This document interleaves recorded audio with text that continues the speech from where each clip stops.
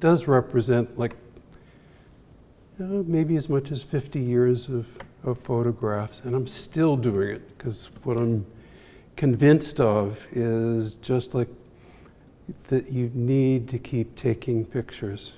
Because pros, they take thousands of images and call out but a few. So I don't take thousands, but I do take a lot of pictures. And this was kind of my way of having a form of artistic expression as an artist with oils, pastels, whatever. I stunk. If I was lucky, I could do some pencil sketches and hit it every once in a while, but I did not inherit some of the talents of my late mom, who was a very talented painter in pastels and watercolor and pen and ink, and she was a poet as well. And a great-great-grandmother was a oil painter and did a lot of still lifes that had hung in my maternal grandparents' home. And I do have some pictures of the Victorian era where the walls were covered, and wires coming down and stuff. So this became my way of expression, and have a family history of a lot of picture taking. As I was speaking, I think with Mark and with Zoe, please, when you take pictures, identify them, because there were trunks of old daguerreotypes and tintypes that didn't know who all these people were. But fortunately, with my grandparents and my parents, they took a lot of pictures of vacations and birthdays and things like that. And I've kept most of those and encourage people to dig into old family pictures. Because now with the technology that we have, you could have them scanned and blown up to really nice sizes, not dozens and dozens. I would if I could, but it's fun. I've had since the time I was very small, been very, very curious, kind of a pest, and inquisitive, and ask a lot of questions, and people would say, you really got quite an eye. And I think I do. As I'm driving day around the area here, I'm always scanning and I'm looking at different images and kind of capturing them and composing them. And it's fun. It's something that I do, and it's a way that I generate a form of history that I make, and I can go back and visit it. So it's good. The favorite places ranges from, as you've probably seen in some of the pictures, from northern Maine down to the south of Florida and inland through New England, New York State, New Jersey, and I encourage people to don't worry about whether you have training or not. Just keep taking pictures. If it's fun and you enjoy it, do it and share your pictures. And that's why that's why I've been doing these shows, because I no longer have the space to display what I'm like. our walls are covered at home. So I can't stand a wall that's not got photographs, some form of art, prints, whatever. And it's some other things that I'd really recommend is, if it becomes a growing passion, find a person that you can partner with. I take the pictures, and I've been fortunate to partner with some wonderful people in terms of, I guess you'd call them very, very highly skilled mechanics, and working with them, working together and saying, well, like the Misty Cove over there, had a smaller print, an enlargement made, and wanted to enlarge on it, and I worked with the Gosses, or over in Hanover, behind the Stop and Shop, and worked with them to say, I'd like to have this tweaked a little bit and that, and it's so important. Way back, I used to, with print film, I used to take roll after roll after roll after roll, and I couldn't wait. I'd bring them to a drugstore, and they did such a crappy job of developing. They were dirty, there'd be dust, there'd be scratches, and I finally learned a little bit more patience. So, and with the digital, it's so easy to take more pictures and store them, and to be able to go back and say, let me take a look at that. So that's in kind of a rambly way. I continue to take pictures, like just the other day, took a walk with friends to Webb State Park in Weymouth. And there was some great images. There was some wild berries. I have no idea what it was. But I took some pictures with my phone, not afraid to do that. The other pictures I use D300 Nikon, and some Nikons before that. I fought digital, and that was so silly because there's so many advantages. But that's... What's a good entry camera? I'd say for an entry camera, it'd be good to, whether it's Canon or Nikon, they're both good. I'm used to Nikon. I'd go with the DLR, which is not the full frame. And I'd say even to get some nice used ones like a D90, or the one that I still use a lot is a D300. And I know there are developments now, there's mirrorless. Yeah. And that's extremely expensive. And I'm not sure Mark could probably tell me much better about that, but I'm not sure that they merit the cost. Supposedly they capture instantly, there's no gap. But the lenses, extremely expensive, as well as the bodies.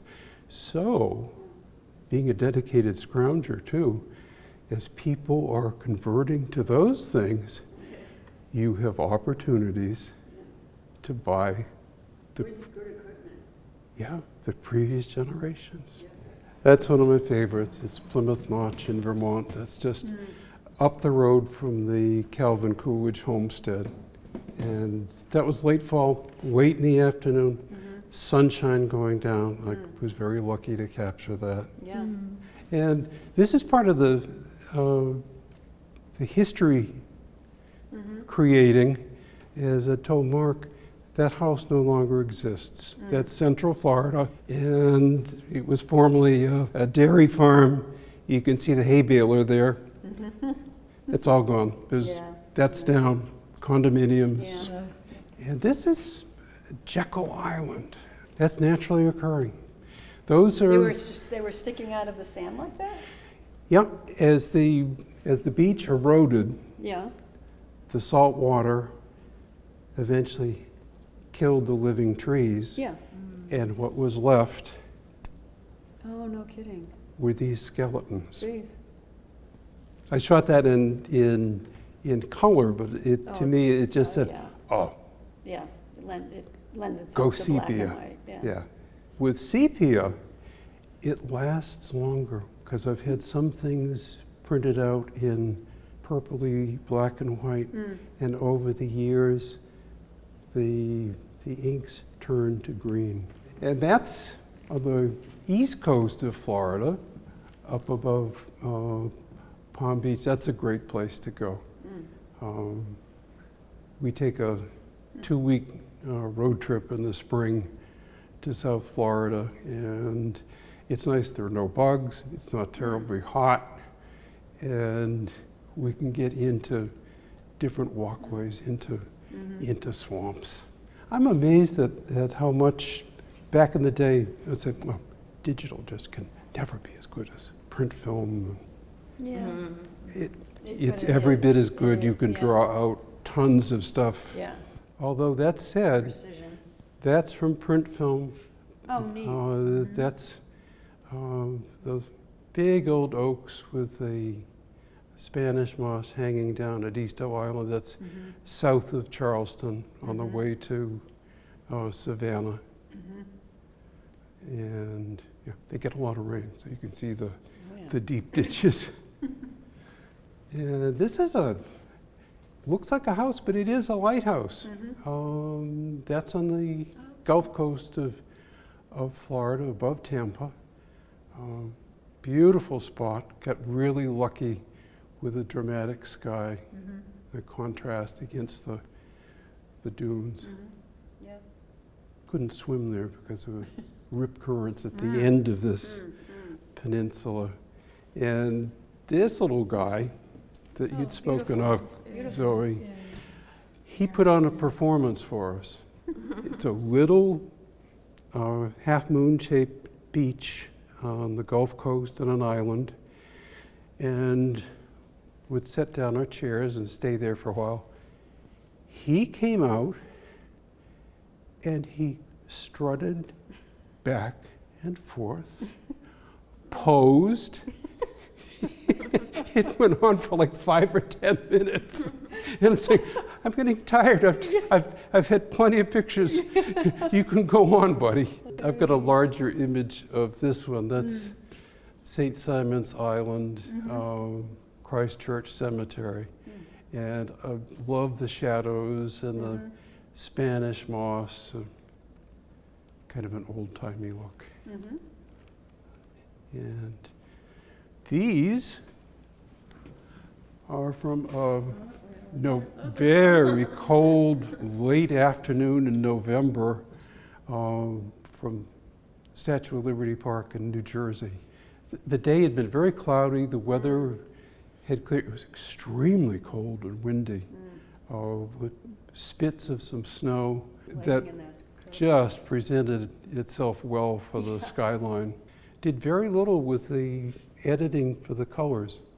It's pretty much straight off the way they came. It draws your eye in, it doesn't detract, and I particularly like the 8-ply, the deeper mat. Yeah. Yeah. So that's, and this is close by, you probably recognize this. Four Corners in Hanover, the antique shop. River Street goes across into Norwell from the side of this antique shop. And these are some wild cranberries from the Cape. That was just outside of Barnstable. Yeah, I like the rich red of the cranberries and whatever the white puffy is I try to compose, oftentimes try to visualize a series of triangles, and that's definitely got it there. Most people recognize that.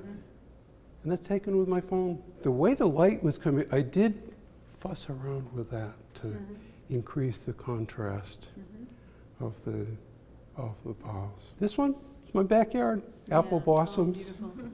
And this one, the lots of lettuce, that's a box of lettuce seedlings from a farm store. That's cool. And the light, I just couldn't resist it. The Yeah, light the was light, shining yeah, through. yeah. I got down on my hands and knees and clicked it off. And this is a favorite spot, Brunswick, Georgia. That theater had fallen into tremendous disrepair, and it was brought back 100%. Haven't seen it inside, but the exterior, Yeah. whew. And now we shift, well, that's my backyard too, Oh, I love the Bleeding Hearts. And that's from print film, that's from a Niker mat that I had. And speaking of Camden, Oh, that's where you. there's the harbor, and that's the shipyard The across the shipyard. harbor. Very This was a little town between Ellsworth and Acadia, Mount Desert Island. House that seemingly was abandoned. I took that a long time ago, and that was with print film. That probably is long gone, but it was a cute little square mansard roof, Yeah. pure Maine Yeah. fancy house, 1880s, 1890s. This is a sequence, best to start down there, Once Loved #1, about 14 years ago. That house was abandoned, and I did some research and I found out it was a very successful ship's captain and farmer that built that house in about 1860. And his children had it. Then beyond that, no interest. A few years later, this one blows up extremely well. Much more the detail comes out. I've got one at home that's 20 by 24 that I've framed off. Yeah. And this was last summer. Oh, the same. That's all that's left. No. This Oh, is yeah, Maine okay. as well. That's the pathway down to the beach, the other side of the lighthouse. And that's in Rockport, Maine. That's Glen Cove. And the Gosses did a great job with this, because I was talking with Mark about it. I had a much smaller 8 by 12 print, and I wanted to bring out the foreground and the colors more, so that it would be a better contrast to the fog and over the cove. Now we're back in Massachusetts, out around Quabbin.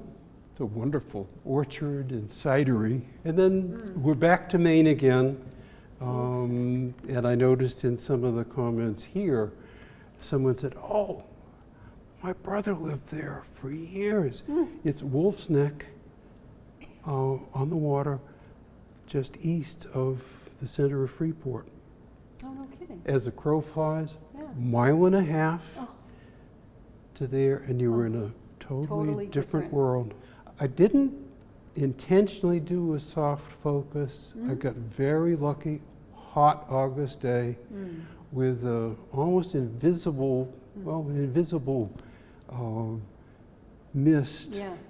and the sun was shining through it, and that's what created the soft focus. A quote from Ansel Adams that sticks with me and reinforces the need to have someone to work with to help produce what you take pictures of, is that the picture taking, that's like the musical score. What's printed out, the end product, that's the performance.